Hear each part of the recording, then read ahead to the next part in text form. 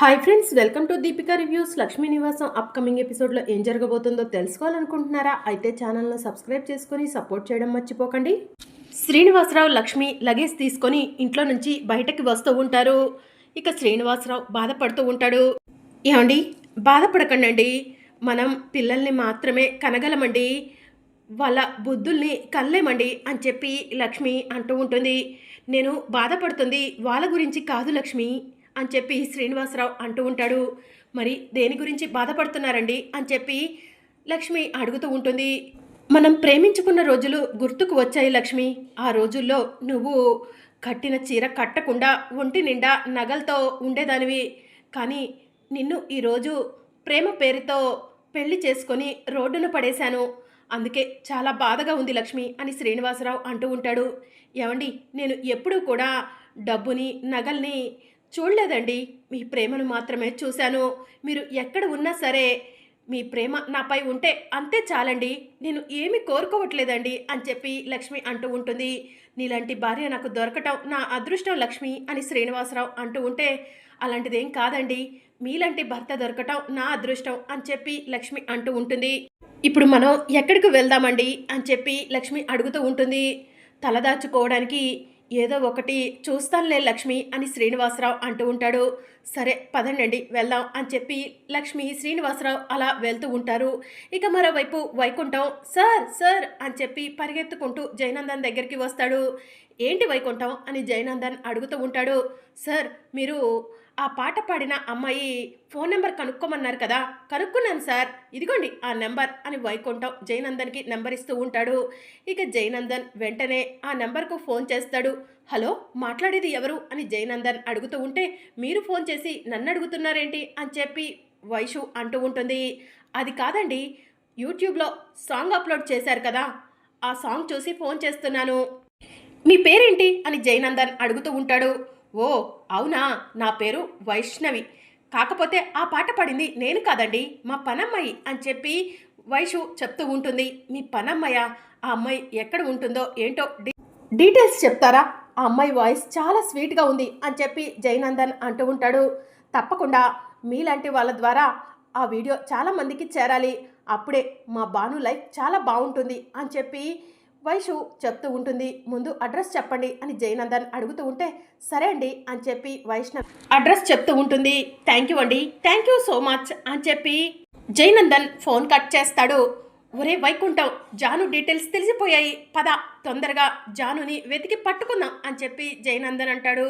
Madam దొరకకూడదు, మళ్ళీ ఈ రాక్షసుడి దగ్గరికి మేడం రాకూడదు అని వైకుంఠం మనసులో అనుకుంటూ ఉంటాడు. ఏంటి వైకుంఠం, ఏదో అన్నావు అని చెప్పి జయనందన్ అడుగుతూ ఉంటాడు. ఏం లేదు సార్, మేడం మీ దగ్గరికి త్వరగా రావాలని కోరుకుంటున్నాను అని చెప్పి వైకుంఠం చెప్తూ ఉంటాడు. ఈరోజు రాముల వారి కళ్యాణం, రాముల వారు సీతమ్మ మెడలో తాళి కట్టేలోపు నేను నా సీతమ్మను వెతికి పట్టుకుంటాను అని చెప్పి జయనందన్ వైకుంఠంతో చెప్తూ ఉంటాడు. మేడం సీతమ్మ వారే కానీ మీరు మాత్రం రావణాసురుడు సార్ అని చెప్పి వైకుంఠం మనసులో అనుకుంటూ ఉంటాడు. ఇక మరోవైపు తులసి వాళ్ళు సీతారాముల కళ్యాణం జరిపించడానికి గుడికి రెడీ అయి వెళ్తూ ఉంటారు. ఇక కనిష్క బసవరాజ్ దగ్గరికి వెళ్ళి, మావయ్య, ఆ తులసి సిద్ధుతో కలిసి రాముల వారి కళ్యాణం జరిపించడం నాకు ఇష్టం లేదు మావయ్య అని చెప్పి అంటూ ఉంటుంది. నాకు మాత్రం ఇష్టమా ఏంటమ్మా, నాకు కూడా ఒళ్ళంతా కంపరంగా అనిపిస్తుంది. అసలు నా కొడుకు సిద్ధు పక్కన కూర్చునే అర్హతే లేదు ఆ తులసికి, కానీ ఆ తులసి నా కొడుకు సిద్ధుతో తాళి కట్టించుకొని నా కళ్ళ ముందే నా ఇంట్లో కోడలుగా తిరుగుతుంది, తట్టుకోలేకపోతున్నాను అని బసవరాజు అంటూ ఉంటాడు.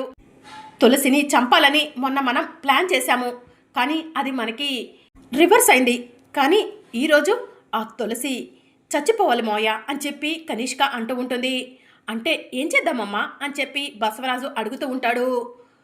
అంతా నేను ఆలోచిస్తాను, నేను చూసుకుంటాను మోయ అని కనిష్క చెప్తూ ఉంటుంది. సరేమ్మా కనిష్క, జాగ్రత్త, సిద్ధుకి ఎలాంటి అనుమానం రాకూడదు అని చెప్పి బసవరాజు చెప్తూ ఉంటాడు.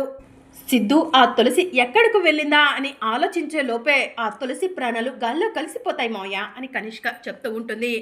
కనిష్క, ఈసారి ఎట్టి పరిస్థితిలో గురి తప్పకూడదు, ఆ తులసి చచ్చిపోవాలి అని చెప్పి నీలాంబరి చెప్తూ ఉంటుంది. చూస్తూ ఉంటారు కదా బామ్మగారు అని చెప్పి కనిష్క చెప్తూ ఉంటుంది. ఇక మరోవైపు అందరూ కలిసి గుడి దగ్గరకు వెళ్తారు. ఇక మరోవైపు శ్రీనివాసరావు లక్ష్మి ఏడ్చుకుంటూ రోడ్డు మీద వెళ్తూ ఉంటారు. ఏమండి, ఈరోజు సీతారాముల కళ్యాణం, మనం ఇంట్లో ఉండుంటే కనుక ఎంతో ఘనంగా రాముల వారి కళ్యాణాన్ని జరుపుకునే వాళ్ళం కదండి అని లక్ష్మి అంటూ ఉంటుంది. అవును లక్ష్మి, కాకపోతే ఏమైంది, మనం ఈరోజు గుడిలో రాముల వారి కళ్యాణం జరుపుకుందాం అని చెప్పి శ్రీనివాసరావు అంటూ ఉంటాడు. మంచి ఆలోచన అండి, దగ్గరలో ఏదైనా గుడి ఉంటే అక్కడికి వెళ్దాము, రాముల వారి కళ్యాణం జరిపిస్తారు కదా అని చెప్పి లక్ష్మి అంటుంది. సరే లక్ష్మి అని చెప్పి శ్రీనివాసరావు అంటాడు. ఇక మరోవైపు త్రివేణి రెడీ అయ్యి విశ్వ విశ్వ అని చెప్పి పిలుస్తూ ఉంటుంది. వస్తున్నానమ్మా అని చెప్పి విశ్వ అంటాడు. ఇంకా విశ్వ రెడీ అయ్యి కిందికి రాగానే విశ్వ వెళ్దామా అని చెప్పి త్రివేణి అడుగుతూ ఉంటుంది. ఇక అప్పుడే జాను బయట నుంచి వస్తూ విశ్వ త్రివేణిలను చూసి ఎక్కడికి వెళ్తున్నారా ఆంటీ అని చెప్పి అడుగుతూ ఉంటుంది. ఈరోజు రాముల వారి కళ్యాణం కదా, గుడికి వెళ్తున్నాము అని చెప్పి త్రివేణి చెప్తూ ఉంటుంది. బాను, నువ్వు కూడా మాతో పాటు రావచ్చు కదా అని విశ్వ అంటాడు. అవును బాను, మాతో పాటు రామ్మ, నువ్వు కూడా గుడికి అని చెప్పి త్రివేణి అంటూ ఉంటే, గట్టలనే ఆంటీ, పొదం పదండి అని చెప్పి జాను అంటుంది. ఇక అందరూ కలిసి గుడికి వెళ్తారు. ఇక మరోవైపు జయనందన్ వైషు పంపించిన లొకేషన్కి వస్తాడు. ఇదేంట్రా, మొన్న మనం ఫ్లాట్ కోసం వచ్చిన ఇల్లే కదా ఈ ఇల్లు, ఈ ఇంటి అడ్రస్ అమ్మాయి మనకు పంపించిందేంటి అని చెప్పి జయనందన్ అంటూ ఉంటాడు. వెంటనే వైషుకి ఫోన్ చేసి, మీరు ఇచ్చిన నెంబర్ నాకు తెలిసిన విజేంద్ర వర్మ గారి ఇల్లు, ఆ ఇంట్లో మీ పని మనిషి ఉందా అని చెప్పి జయనందన్ అడుగుతూ ఉంటాడు. అవును, ఆ ఇంట్లో పనిచేసే భాను అనే అమ్మాయి ఈ పాట పాడింది అని చెప్పి వైషు చెప్తూ ఉంటుంది. సరే అయితే ఇప్పుడే వెళ్ళి ఆ భానుని చూస్తాను అని చెప్పి జయనందన్ వైషుతో చెప్పి లోపలికి వెళ్తూ ఉంటాడు. సార్, ఈ ఇంట్లో ఉంది భాను అంటున్నారు, మన జాను మేడం అయ్యి ఉండకపోవచ్చు అని చెప్పి వైకుంఠం అంటూ ఉంటే, జాను పేరు మార్చుకొని పని మనిషిలా ఈ ఇంట్లో ఉంటుందేమో, ఒక్కసారి మనం కన్ఫర్మ్ చేసుకుంటే సరిపోతుంది కదా అని చెప్పి జయనందన్ అంటాడు. సరే పదండి సార్ అని చెప్పి వైకుంఠం అంటాడు. ఇక జయనందన్ ఇంట్లోకి వెళ్తూ ఉండగా విజేంద్ర వర్మ ఎదురు వచ్చి, ఏంటి బాబు మళ్ళీ వచ్చావు, ఆ ఫ్లాట్ అమ్మే ఉద్దేశం మాకు లేదని చెప్తున్నాను కదా అని చెప్పి అంటూ ఉంటాడు. ఫ్లాట్ గురించి కాదు సార్, మీ ఇంట్లో పనిచేసే భాను అనే అమ్మాయి కోసం వచ్చాము అని చెప్పి జయనందన్ చెప్తూ ఉంటాడు. భాను కోసమా? భాను ఇప్పుడే గుడికి వెళ్ళిందే, అసలు భానుకి మీరేమవుతారు అని చెప్పి విజేంద్ర వర్మ అడుగుతూ ఉంటాడు. భాను పాటలు చాలా బాగా పాడుతుంది, యూట్యూబ్లో భాను పడిన పాట వైరల్ అవుతుంది, ఒకసారి భానుని చూద్దామని వచ్చాను అంకుల్ అని చెప్పి జయనందన్ అంటూ ఉంటాడు. మా ఇంటికి దగ్గరలో ఉన్న గుడికి వెళ్ళింది భాను అని చెప్పి విజేంద్ర వర్మ చెప్తూ ఉంటాడు. Thank you uncle, thank you so much అని చెప్పి జయనందన్ అక్కడి నుంచి వెళ్ళిపోతూ ఉంటాడు. ఇక మరోవైపు పంతులు గారు రాముల వారి విగ్రహాలను తీసుకొని పీటల మీద కూర్చోబోయే దంపతులు రండి అని చెప్పి పిలుస్తూ ఉంటారు.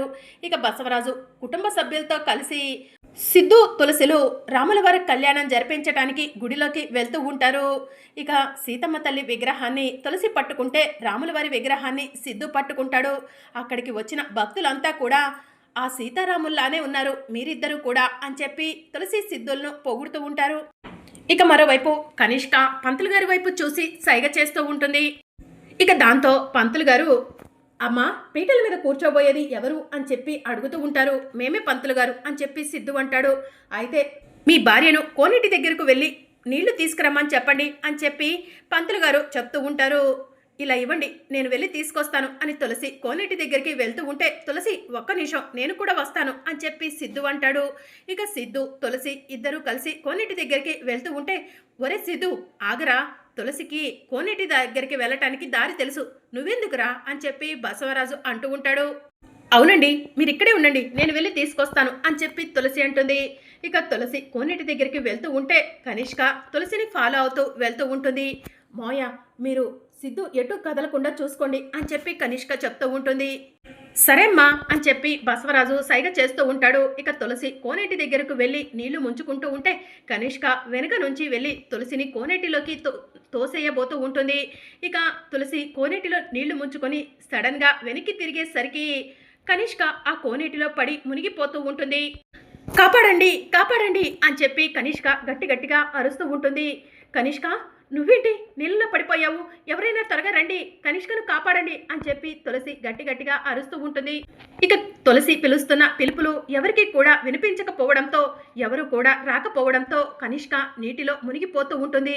కనిష్క భయపడకు, నేను నిన్ను కాపాడతాను అని చెప్పి తులసి తన చీర కొంగును కనిష్కకిచ్చి ఈ చీర కొంగును పట్టుకో, నేను పైకి లాగుతాను అని చెప్పి చెప్తూ ఉంటుంది. ఇక కనిష్క తులసి చీర కొంగుని పట్టుకోగానే తులసి కనిష్కను పైకి లాగుతుంది. కనిష్క, ఆర్ యు ఓకే ఇప్పుడు అని చెప్పి తులసి అడుగుతూ ఉంటుంది. నేను బాగానే ఉన్నాను అని చెప్పి కనిష్క చెప్తూ ఉంటుంది. అందుకే కనిష్క, ఎదుటి వారికి చెడు చేయాలని ఎప్పుడూ చూడకూడదు. నీకు చేతనైతే మంచి చెయ్యి, లేదంటే సైలెంట్గా ఉండు అంతే అని చెప్పి తులసి చెప్తూ ఉంటుంది. నువ్వు తీసుకున్న గోతిలో నువ్వే పడ్డట్టయింది. నన్ను చంపాలనుకుని వెనక నుంచి వచ్చి కోనేట్లో తోసేయాలనుకున్నావు. కానీ ఆ దేవుడు నాకు తోడుగా ఉన్నాడు. అందుకే నన్ను కాపాడి నిన్ను కోనేట్లో పడేలా చేశాడు. సమయానికి నేను కాపాడాను కాబట్టి సరిపోయింది, లేదంటే ఈ పాటికే నువ్వు చచ్చిపోయేదానివి కనిష్క అని చెప్పి తులసి అంటూ ఉంటుంది. సారీ తులసి అని చెప్పి కనిష్క అక్కడి నుంచి వెళ్ళిపోతూ ఉంటుంది. ఇక మరోవైపు సిద్ధు, ఏంటి తులసి ఇప్పటి వరకు ఉన్నావు అని చెప్పి అడుగుతూ ఉంటాడు. కనిష్క కోనేట్లో పడిపోయిందండి. కనిష్కను సేవ్ చేసి వచ్చేసరికి ఆలస్యమైంది. పంతులు గారు, పూజకి ఏమైనా ఆలస్యమైందా అని చెప్పి తులసి అడుగుతూ ఉంటుంది. అలాంటిదేం లేదమ్మా, కూర్చోండి, రాముని వారి కళ్యాణం మొదలు పెడదాము అని చెప్పి పంతులు గారు చెప్తూ ఉంటారు. అదే గుడికి శ్రీనివాసరావు, లక్ష్మి కూడా వస్తారు. అంతేకాకుండా విశ్వ వాళ్ళు కూడా అదే గుడికి వస్తారు. జానుని వెతుక్కుంటూ జయనందన్ కూడా అదే గుడికి వస్తాడు. మరి అప్కమింగ్ ఎపిసోడ్లో అందరూ ఒకరికొకరు ఎదురు పడబోతున్నారా, ఏం జరగనుందో తెలుసుకోవాలనుకుంటున్నారా? అయితే ఛానల్ను సబ్స్క్రైబ్ చేసుకొని సపోర్ట్ చేయడం మర్చిపోకండి. Thank you for watching.